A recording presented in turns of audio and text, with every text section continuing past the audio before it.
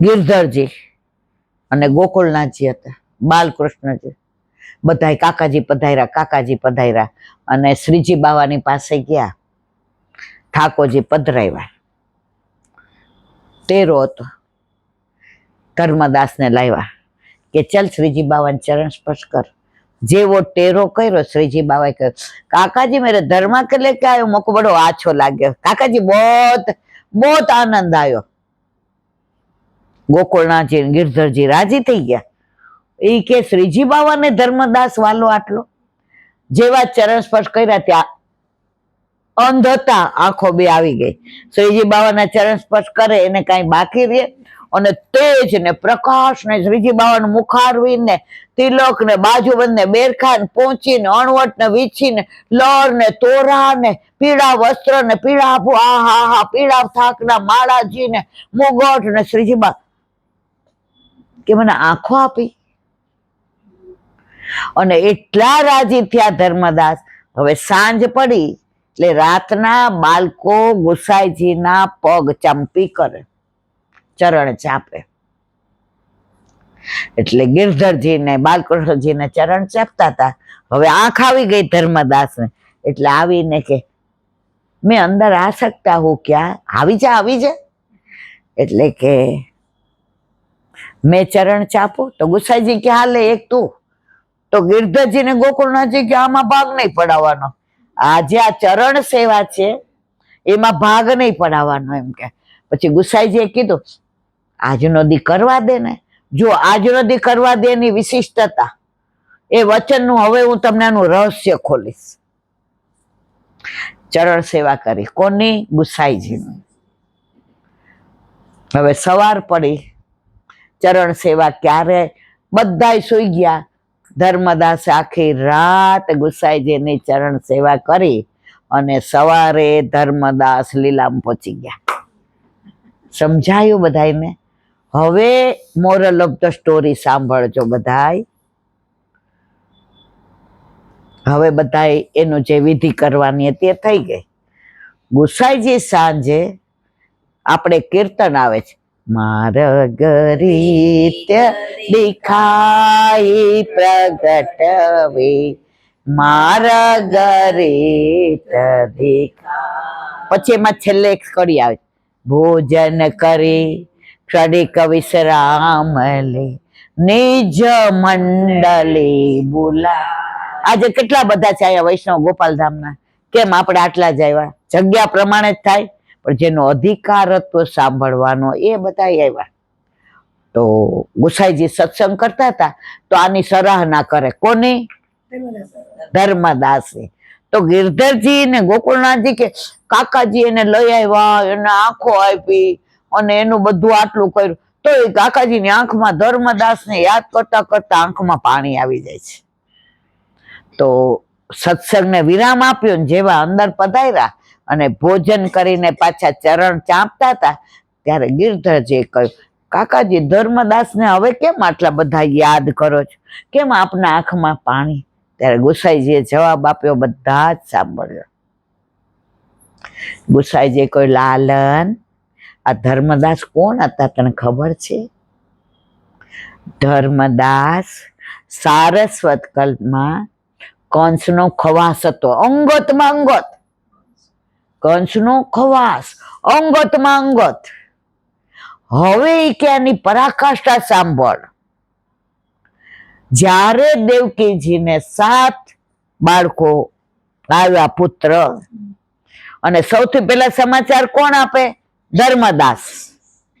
અને કંસ આવીને, આપણે બધા આ લીલા ભાગવતની જાણીએ છીએ એટલે હું અનુસંધાન નથી કરતી. હવે જ્યારે દેવકીને 8મા ગર્ભનો પ્રસવ થવાનો હતો ત્યારે ખવાસને બોલાવીને કંસે કીધું, સાંભળ, તારે જે જોઈએ બધું હું તને બક્ષિસ આપવા તૈયાર છું, પણ દેવકીજીના પેટે 8મો ગર્ભ શું પ્રસવ થાય પહેલા તારે મને વધાઈ આપવાની. કે સારું. હવે આ વધાઈ આપે તો કંસ તો અડધું રાજ આપી દે. હવે ખવાસ ત્યાં જ ઉભો તો કોણ? આ ધર્મદાસ. ત્યારે એનું ધર્મદાસ નામ નહોતું, હવે દેવકીને 8મો ગર્ભ આવ્યો તો જેલમાં તો પ્રકાશ થઈ ગયો ને, ચારે બાજુ વાતાવરણમાં સુગંધ થઈ ગઈ ને, ઘંટા રવ ને ચારે બાજુ વાતાવરણ એકદમ સુગંધમય થઈ ગયું. દેવકીજી ને વસુદેવજી એટલા રાજી થયા અને જન્મ લીધો. પ્રાગટ્ય જન્મ ન કહેવાય, જન્મ આપણો થાય, પ્રાગટ્ય ઠાકોરજીનું થાય. ચતુર્ભુજ સ્વરૂપ હતા. એ સ્વરૂપ સાઉથમાં એક ગામનું નામ છે, હમણાં યાદ આવે એટલે કહું. દેવકીજી પગે લાગ્યા, ના ચતુર્ભુજ નહીં, કંસ મારી નાખશે. હવે ખબર છે સાક્ષાત ઠાકોરજી, પણ માં છે ને, દુનિયામાં માં બનાવીને પ્રભુને નિરાશ થઈ ગઈ કે જ્યાં જ્યાં હું નથી પહોંચી શકતો ત્યાં મેં માં બનાવી દીધી, એટલે હું નહીં હોય તો માં મારા કરતા પણ એના છોકરાને વધુ પ્રેમ કરશે. માં બનીને આવ પ્રભુ તારા ખોડે મારે રડવું છે,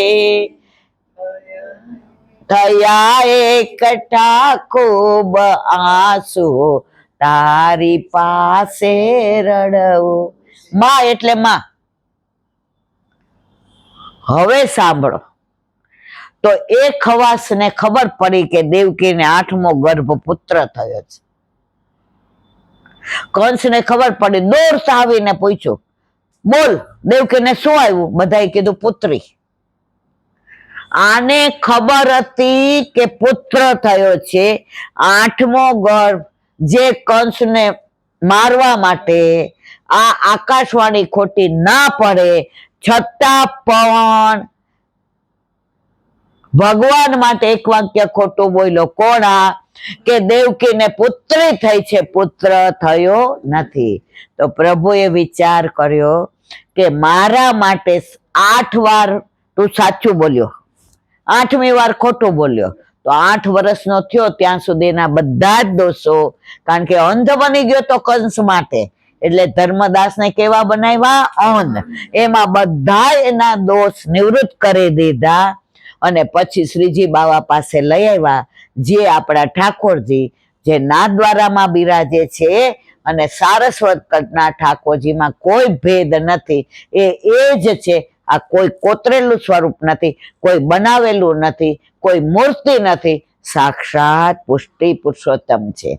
ત્યારે ગિરધરજીને ને ગોકુળનાથજીને કહ્યું કે આ કંસનો ખવાસ ઠાકોરજી માટે ખોટું બોલ્યો, તો ઠાકોરજી એના બધા દોષ ક્ષમા કર્યા, નિવૃત્ત કર્યા અને 8 વર્ષ અંધ બનાવીને પણ એને રાખ્યો તો પોતાની પાસે જ, પોતાનાથી દૂર ના જવા દીધો.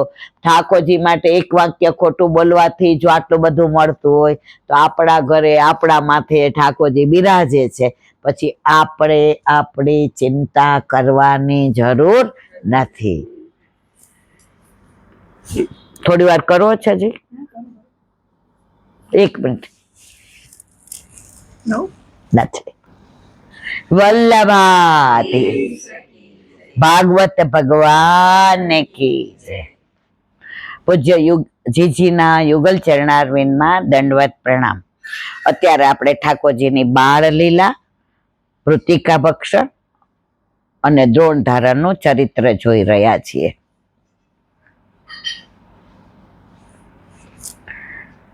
શ્રી ભાગવતાર્થ નિબંધમાં આ વસ્તુનો બહુ સુંદર વિસ્તાર શ્રી વલ્લભે કર્યો છે. યશોદા માતા ભૂલી ગયા કે હે કનૈયા, તું ઈશ્વર છે ને હું જીવ છું.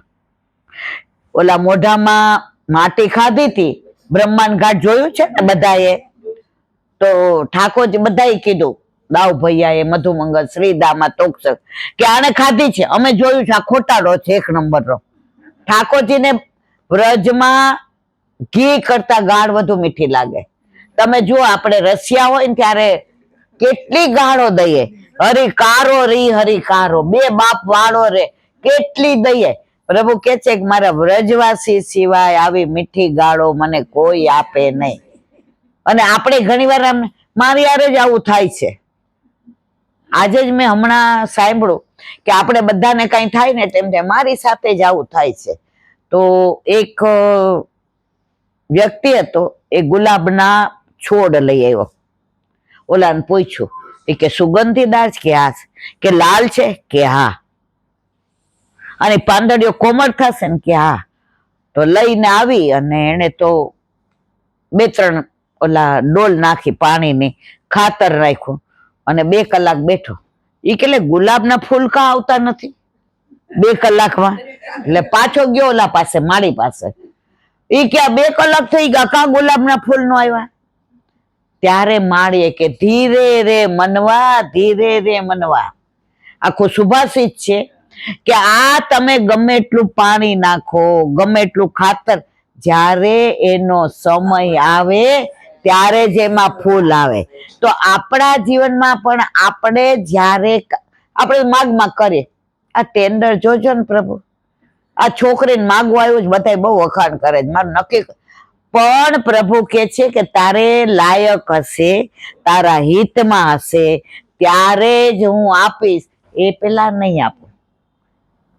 આપણા ઠાકોરજીને આપણા હિતની ખબર પડે છે ને એટલી આપણને નથી પડતી. આપણું છોકરું હોય, હવે ચપ્પુ નીચે પડી જાય ને રમવા માંડે, હવે જો વાગી જાય તો બધો હાથ કપાઈ જાય, આંગળા, તો આપણે દોડીએ તો દોડે, નહીં મારે નથી દેવું, અને ન દે એટલે ખેંચી લઈ લે, એક લાફો મારી દઈએ. તો આપણે એના હિતમાં લાફો માર્યો કે અહિતમાં? તો આપણા જીવનમાં પણ આ જ બધું થાય છે. જ્યારે કંઈક આવું બને ત્યારે આપણા ઠાકોરજી આપણા હિત માટે જ કરે, એમાં કોઈ શંકાને સ્થાન નથી. યશોદાજીના અંતઃકરણમાં ફરી સ્નેહનો વિશુદ્ધ ભાવ જાગ્યો. પ્રભુએ પાછી માયા મૂકી દીધી. જો આપણને આમ થાય ને કે હવે વ્રજવાસ કરવો હોય, હવે ઘરમાં જવું જ નથી, હવે આપણા સંસાર છોડી દેવો, ત્યાં આપણા પૌત્ર પૌત્રિક દીકરો એવી વાતો કરે ને એવું મીઠું મીઠું બોલે ને, બા તારા વિના ઘરમાં કેવું લાગે, બા તોય વહી જાણ ઠાક. આપણે કઈ મારે તો ઘરમાં જ ગોકુળ છે, જો પાછો આવી ગયા.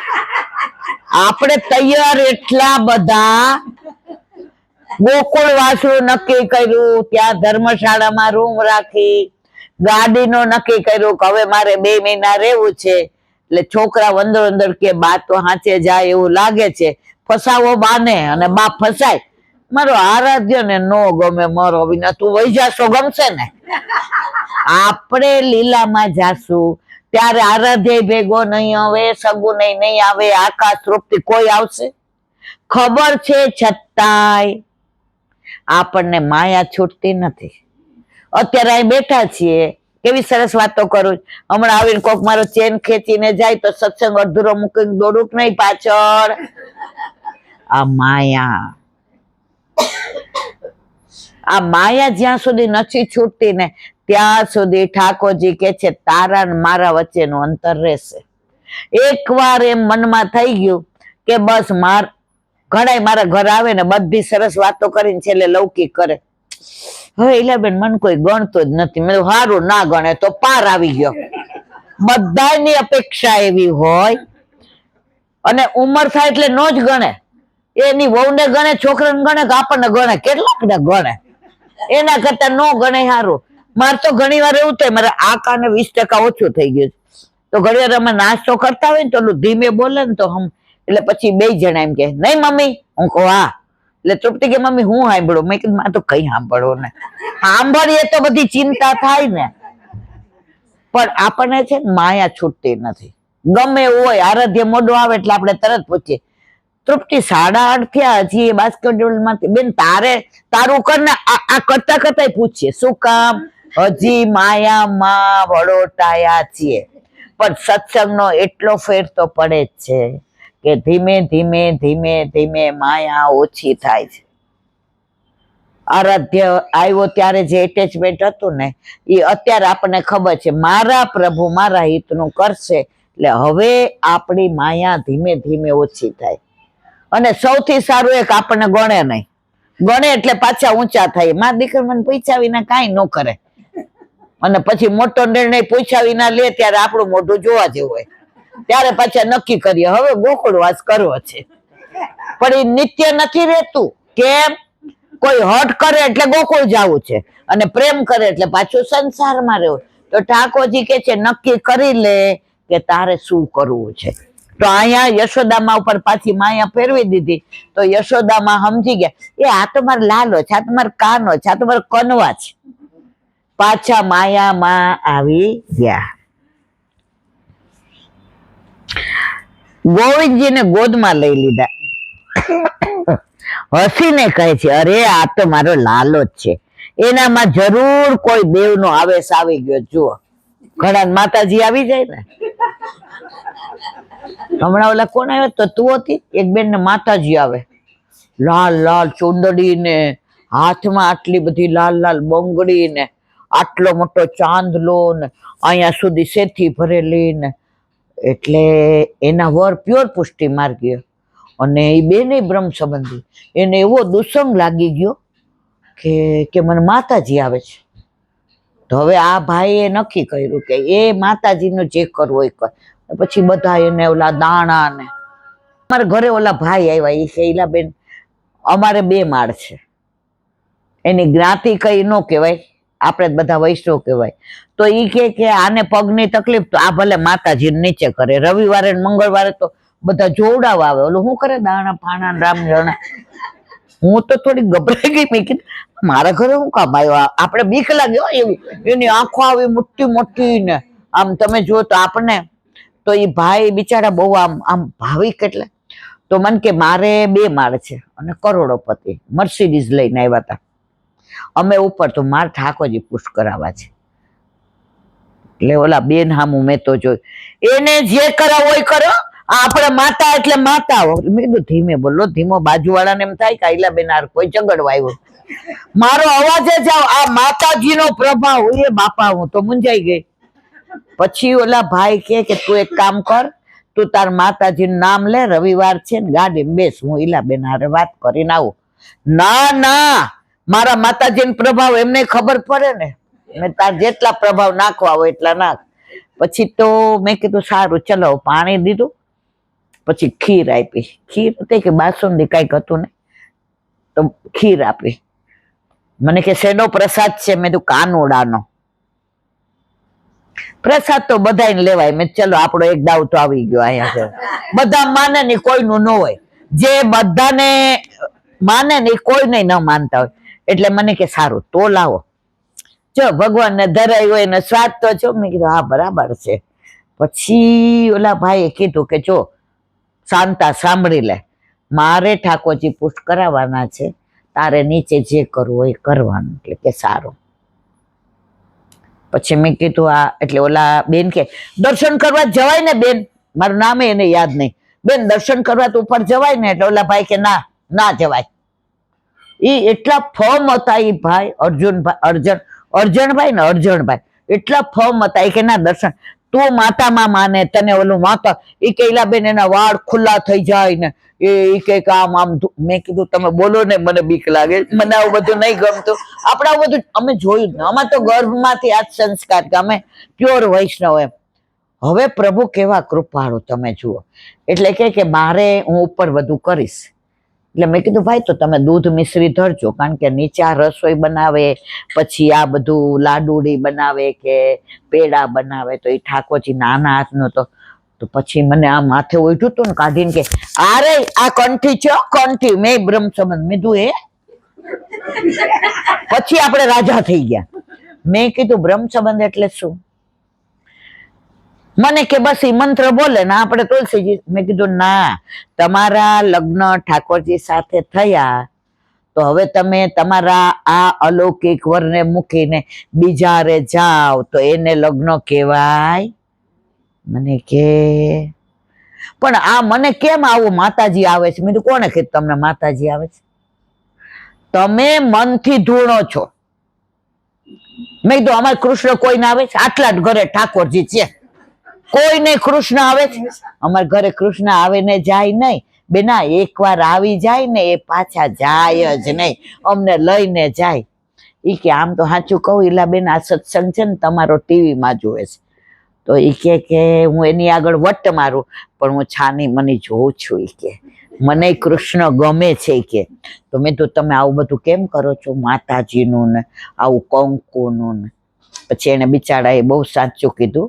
એ કે મારા લગ્ન થયા ને ત્યારે આ મારા વર બહુ દેખાવડાના, હું સાંભળીને એવી, એટલે એ કે મને બહુ સારી રીતે બધા બોલાવતા નહીં ને તો મારું મહત્વ વધે ને એટલે મેં આ કર્યું. એ કે બોલો એટલું પ્રેમથી બધું. પછી રડી ગયા. મેં કીધું હવે તમારે આ બધું છોડવું છે તો આ તમારા વર ઠાકોરજી પુષ્ટ કરાવે. પછી એ કે ઓલા માતાજીને શું કરું?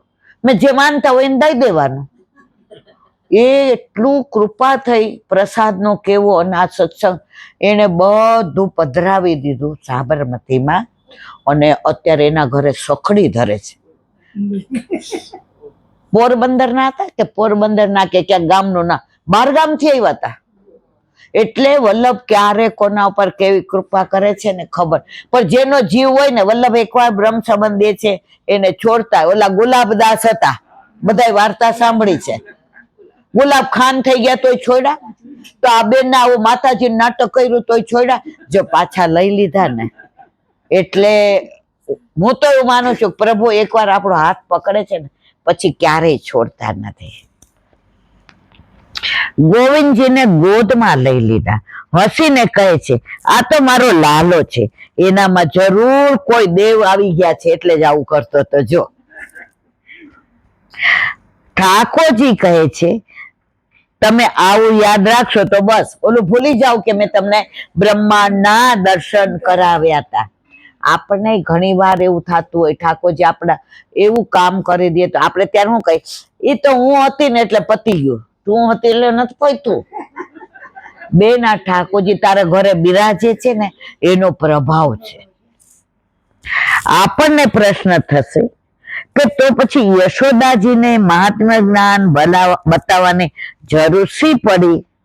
પેલા જેવો અજ્ઞાન અને અન્યથા જ્ઞાનનો ભાવ હતો તે જ રેવા દેવા જેવો હતો. એનો જવાબ એ છે કે અદ્વૈતમાં યશોદાજીના મનમાં થોડું અભિમાન ના આવી જાય માટે ભગવાને ચીમકી આપી છે. જ્યાં જ્યાં યશોદાજીના મનમાં અધિકાર અને અધિકારજન્ય અભિમાન જાગે છે ત્યાં ભગવાન પોતાનું મહાત્મ્ય બતાવે છે. આપણને જો ક્યાંક જરાક અભિમાન આવી જાય ને, થઈ જ જાય છે. મારા તો ઘણા આવા અનુભવ છે. પ્રભુ બતાવી દે કે આ બધું મેં તને નિમિત્ત બનાવી છે, બાકી તારું કોઈ સામર્થ્ય નથી કે તું એક શબ્દ બોલી શકે. હમણાં બોલતા હોય ને લખવા લાગુ પડી જાય, ડોક્ટર કે ઈલાબેન કાંઈ મેળ પડે એવું નથી, તું કાંઈ ન બોલી શકે. આ બધું કરતે હો તુમ કનૈયા મેરા નામ હો રહા હૈ સબ આપકી કૃપા સે કામ. આપણે બધું જાણીએ છીએ, છતાંય આપણે કાંઈ થાય એટલે શું કહીએ, હું કેમ તો થવું જ જોઈએ, હું કરું એ જ અજ્ઞાનતા સકટનો ભાર જેમ સ્વાન તાળે.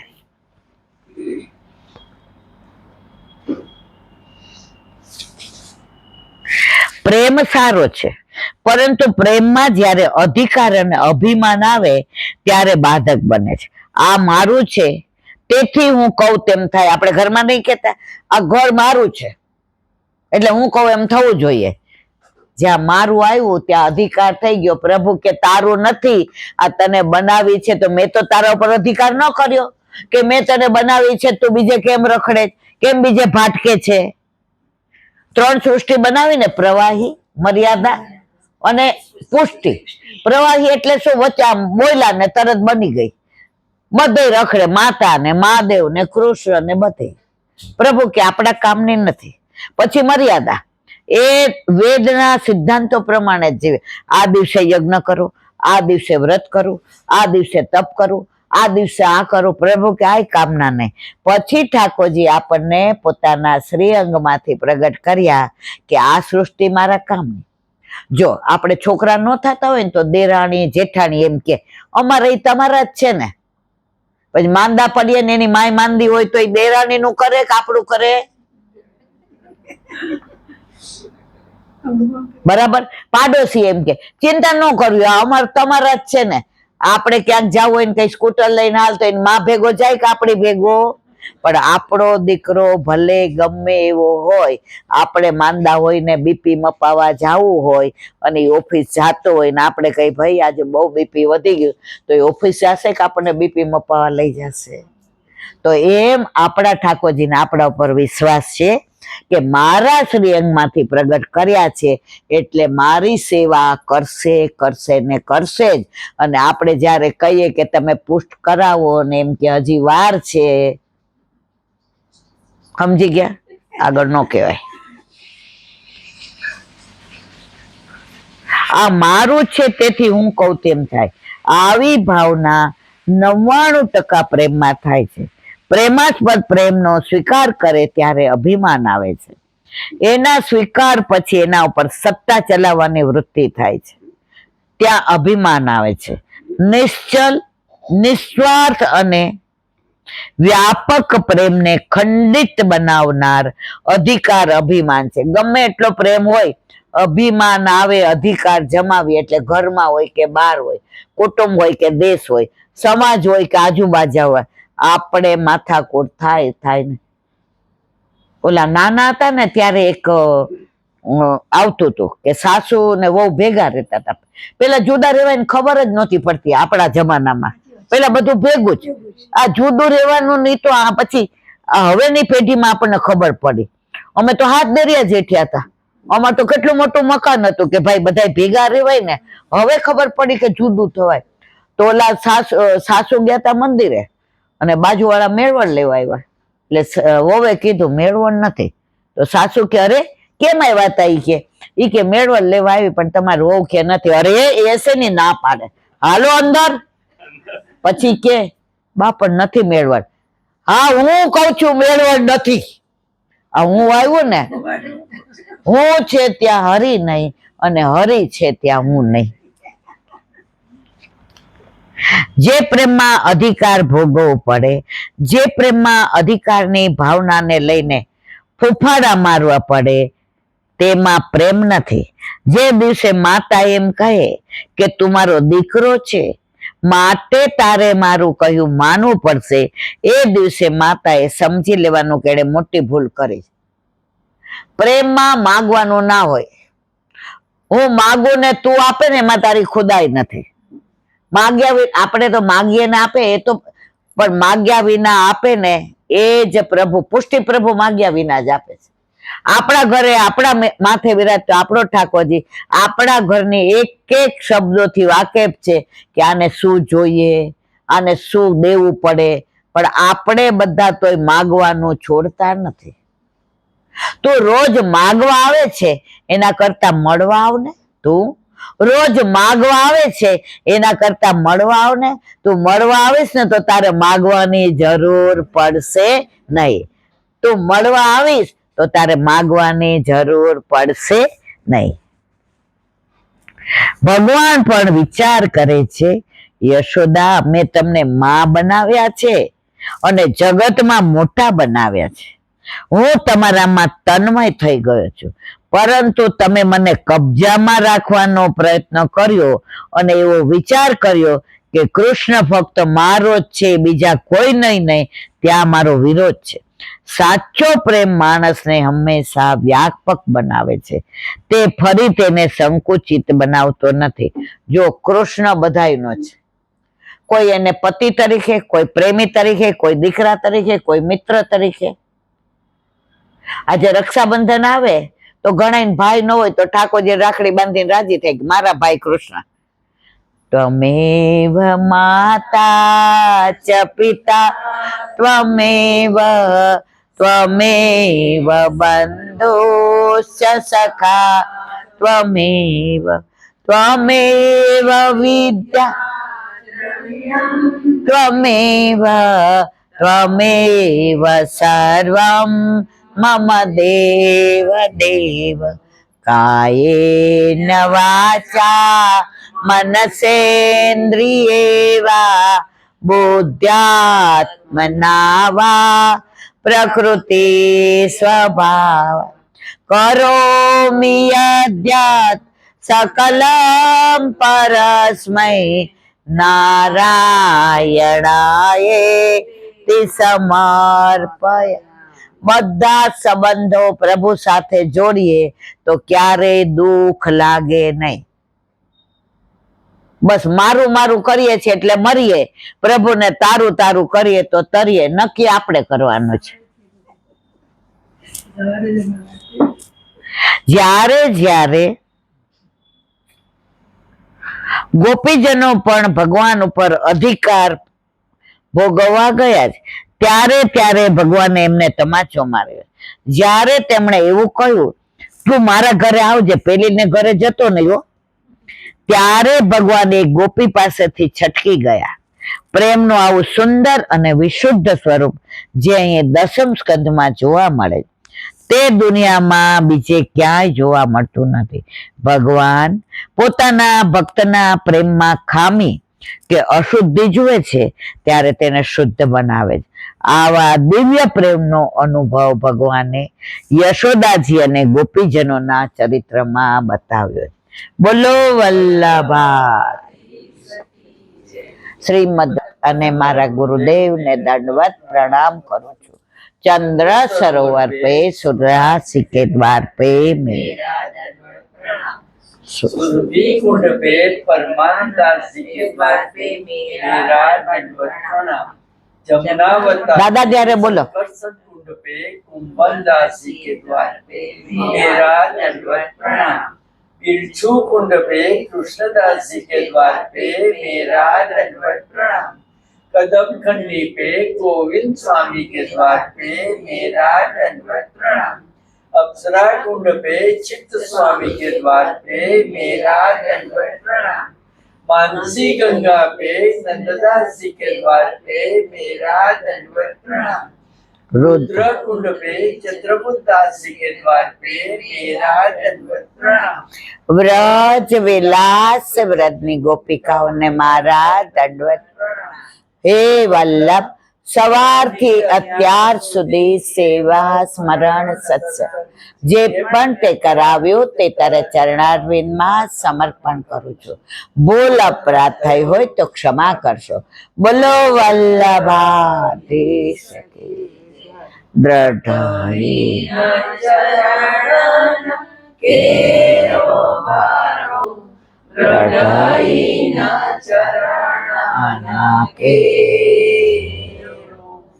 श्री वल्लभनक चंद्र छटा बिन सब जुग माज अंधेरो भरोसो दृढ़ई न चरण केरो साधन और नहीं आकली में जासु होय निवेरो सूर्य का कई द्विविध आंधरो बिना मोल को तेरो भरोसो दृढ़ई न चरण दृढ़ई न चरण दृढ़ई न